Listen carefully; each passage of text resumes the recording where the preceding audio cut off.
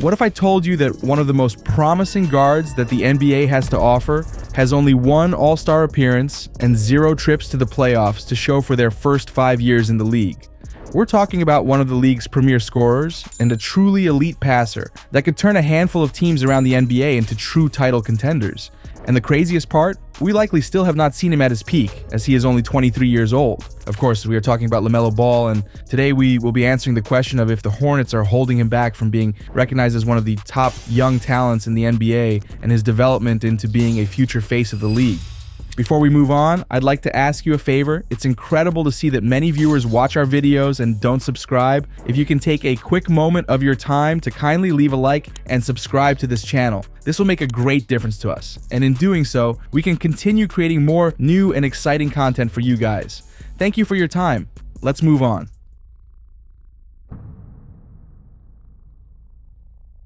While Ball had his fair share of skeptics coming into the league, it did not take him long to silence most of his doubters, winning the Rookie of the Year award in the 2020-21 season after averaging 15.7 points, 5.9 rebounds, 6.1 assists, and 1.6 steals a game.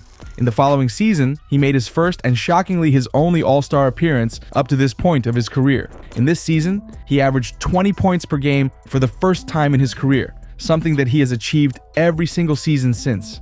This is one of the strongest aspects of Ball's game, his elite scoring ability, and the 2024-25 season has been his best season in this regard, by far. He is currently averaging 27.3 points per game, albeit on some of the least efficient shooting splits of his career. Currently, Ball is shooting 41.6% from the field, the second worst of his career, 33.8% from 3, the worst of his career, and 82.2% from the field, the second worst of his career for an effective field goal percentage of 50.5%, the second worst of his career.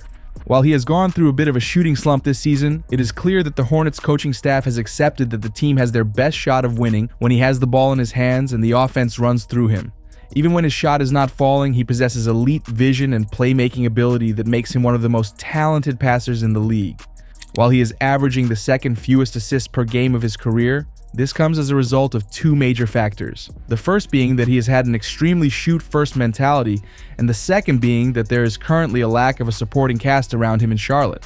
Currently, Ball ranks 9th in the league in potential assists per game, a stat that tracks how many assists a player would average if all of the shots made off of their passes went in. In comparison, when looking at actual assists per game, he slides all the way down to 13th in the league. It is clear that if Ball was a part of a team that had the potential to compete and had the necessary supporting cast to achieve this, he has the potential to be one of the best offensive guards in the entire league.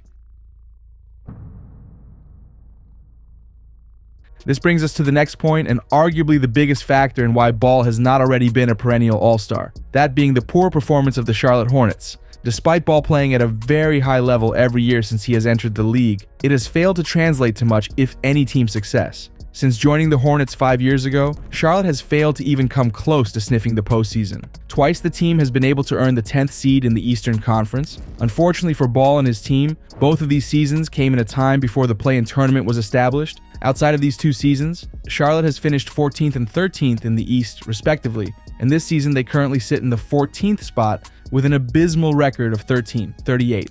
While Ball brings a lot on the offensive side of the ball, he does struggle on defense, and his Hornets teammates have failed to pick up the slack. Currently, they rank 26th in the league in opponents' field goal percentage inside the arc. Interestingly, they give up an immense amount of threes, but teams struggle to hit their shots, with the Hornets allowing the 6th most three-pointers allowed, but only making 34.1% of those shots. Ironically, as Ball has continued to establish himself as a budding star, the team has continued to lose more and more games. While this is not a direct cause and effect, it does highlight one of the biggest issues that has a strong chance of continuing to plague Ball's career if things do not change. Despite the Hornets being a team that has been in the lottery since Ball was drafted to the team, they have failed to put much of a supporting cast around him. While the team has a vast amount of promising young talent on the roster, the Hornets have greatly struggled to develop their players and make good on their potential. There are 3 players that, under the right circumstances, could wind up being very solid pieces to make up a supporting cast for Ball. Those players being Brandon Miller, Miles Bridges, and Mark Williams, but all 3 of these players also come with a fair share of question marks as well. In only his second season, Miller is averaging 21.0 points per game, but he is a very streaky shooter, and he has had his fair share of off nights this season, shooting 40.3% from the field and 35.5% from three.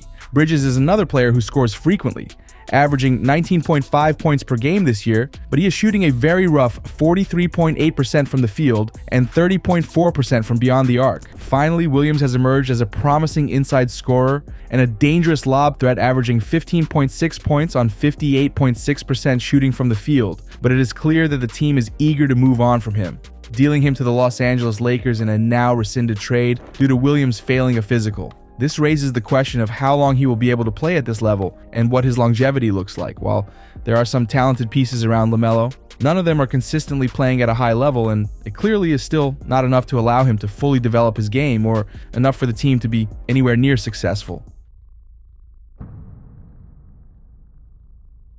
Since joining the league just 5 seasons ago, the Hornets have been a revolving door of head coaches, with Ball having his 3rd different head coach this season in Charles Lee. And with the way the team has performed this season, there is a chance that he could be going into his 6th season with his 4th head coach. This lack of consistency and constant overhaul of schemes on both sides of the ball makes it extremely difficult for a young player like Ball to have the structure and consistency necessary that any young player needs to truly be able to develop their game and take it to the next level. There is a lack of structure in the offense, something that has been very common for the Hornets since drafting Ball. They simply expect him to go out and make magic every time he's on the field, and while he has shown he is capable of carrying the offense, allowing him to simply go out and chuck shots is not going to benefit him long term. And you cannot really blame Ball for this play style either. The lack of having a consistent scorer in his supporting cast leaves the weight on his shoulders to make sure that the offense is functional on a nightly basis. This has come at the expense of him truly developing into the generational passer that he still has the potential of being. Along with this, the energy he is forced to put out on offense forces him to save himself on defense, leading to him being a below average, at best, defender. This is truly a shame, as Ball is a 6'7" guard who has the frame to be truly dominant on the defensive side of the ball. There is a chance that the Hornets will be on the hunt for another coach this offseason, and it is crucial that they are able to find their guy so a consistent scheme and some normality can finally be put in place in Charlotte. Since joining the league, Ball has missed an extensive amount of time due to ankle, shoulder, and wrist injuries. He has only been able to take the court in 57.3% of the games the Hornets have played in since joining the team. This is a truly concerning sign, especially when taking into account he's only 23 years old. Typically, players begin to break down much later in their career, and seeing a promising young talent like Ball miss this much time at such a young age is a very concerning sign. It could be argued that these frequent injuries come as a result of just how much the team asks of him.